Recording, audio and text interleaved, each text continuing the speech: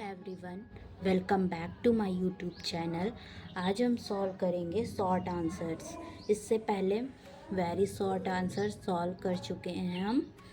उसका अगर वो आपने नहीं देखा है तो आप हमारे चैनल में प्लेलिस्ट है कोऑर्डिनेट ज्योमेट्री के नाम से, वहाँ से देख सकते हैं। उसके बाद इस वीडियो को देखें।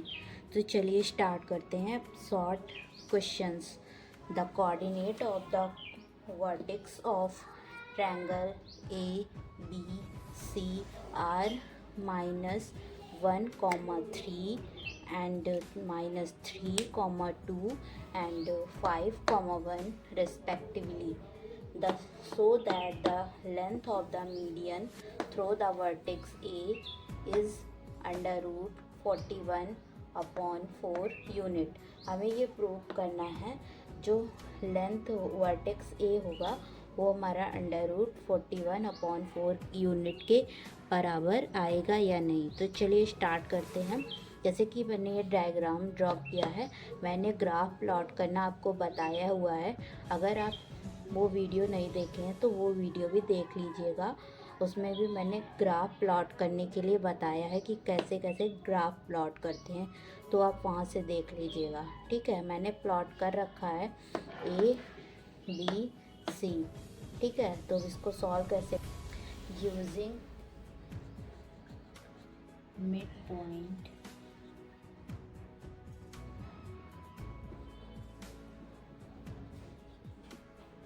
Formula equal to x1 plus x2/2 comma y1 plus y2/2। ये हम फॉर्मूला यूज़ करेंगे BC में, क्योंकि हमें BC का मिड पॉइंट निकालना है। तो हम लिखेंगे BC, मिड पॉइंट रख लेते हैं हम M।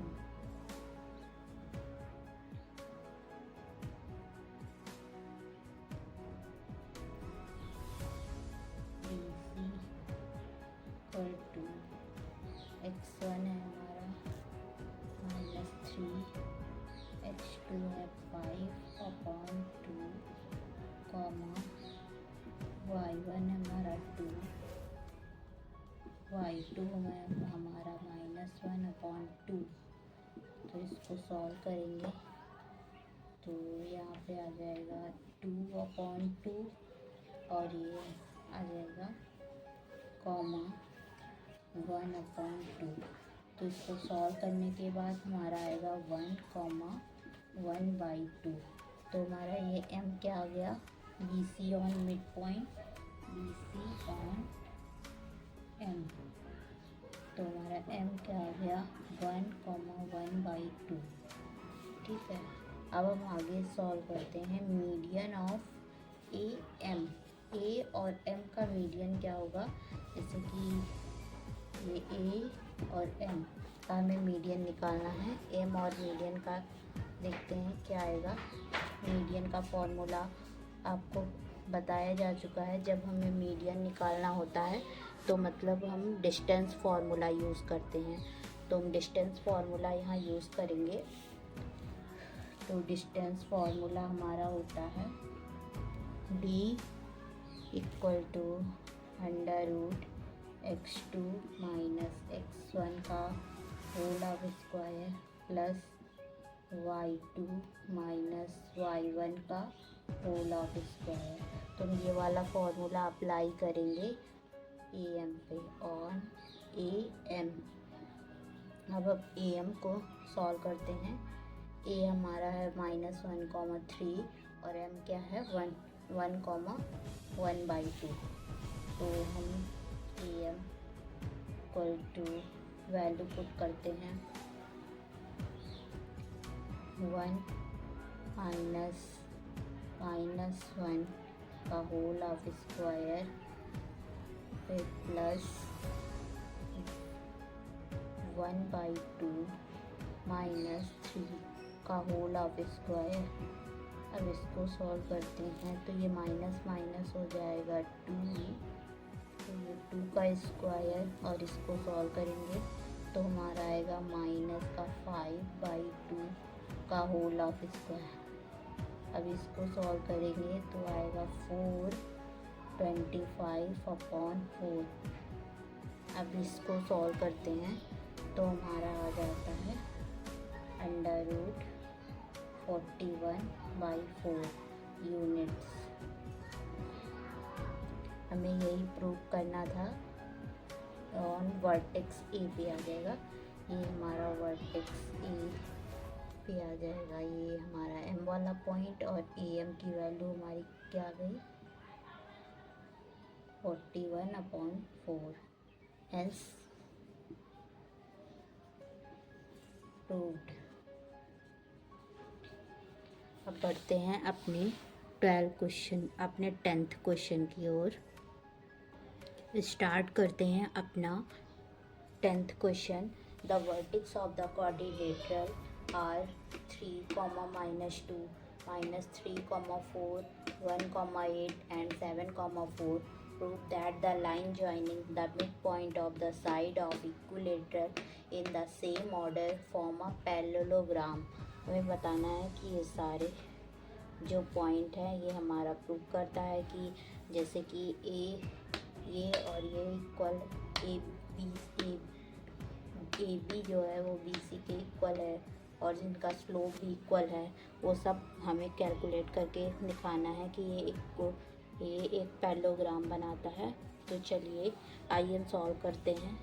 तो इसको सॉल्व करने के लिए हम मिड पॉइंट फार्मूला यूज़ करेंगे। तो सबसे पहले हम लेट कर लेते हैं, late P Q R S R midpoint of AB, BC, CD and DU। तो मिड पॉइंट हमें निकालना पड़ेगा। तो सबसे पहले हम मिड पॉइंट का फॉर्मूला लिख लेते हैं। तो मिड पॉइंट का फॉर्मूला होता है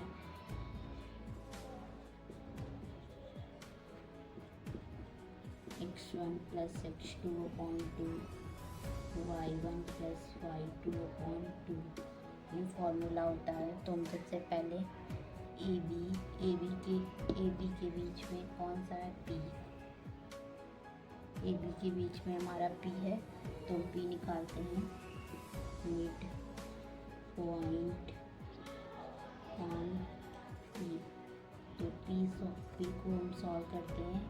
P हमारा ए बी के बीच में होगा, तो ये A B C D, A B निकालेंगे। ए बी आ जाएगा 3 ± 3/2, -2 + 4/2। तो इसको सॉल्व करेंगे तो आ जाएगा, ये हमारा 3 में से 3 सब्ट्रैक्ट होगा तो ये 0 आ जाएगा, ये 0, और ये 2/2, ये 1 आ जाएगा। 0,1 हमारा P आ गया। P हमारा यहाँ पे आ जाएगा P 0,1। अब हम सॉल्व करते हैं Q को सॉल्व करेंगे। तो Q किसके बीच में है? Q है हमारा BC के बीच में Q आएगा। तो Q BC के बीच में, BC का निकालते हैं। तो 3 + 1/2, 4 + 8/2, इसको सॉल्व करने पे आएगा -4,6। एंड अब हम निकालते हैं R को हम सॉल्व करेंगे। तो R हमारा आ जाएगा 1 + 7/2, 8 + 4/2, तो ये आ जाएगा 4,6। अब हम S भी सॉल्व कर लेते हैं। S को हम सॉल्व करेंगे 7 + 3/2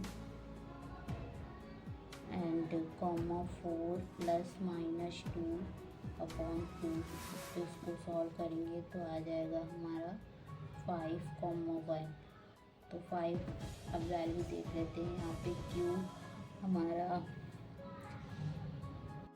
फिगर ड्रॉ हो जाएगा। अब हम इसका स्लोप भी निकालना पड़ेगा हमें पैरेललोग्राम चेक करने के लिए। स्लोप, तो स्लोप हो जाएगा स्लोप ऑन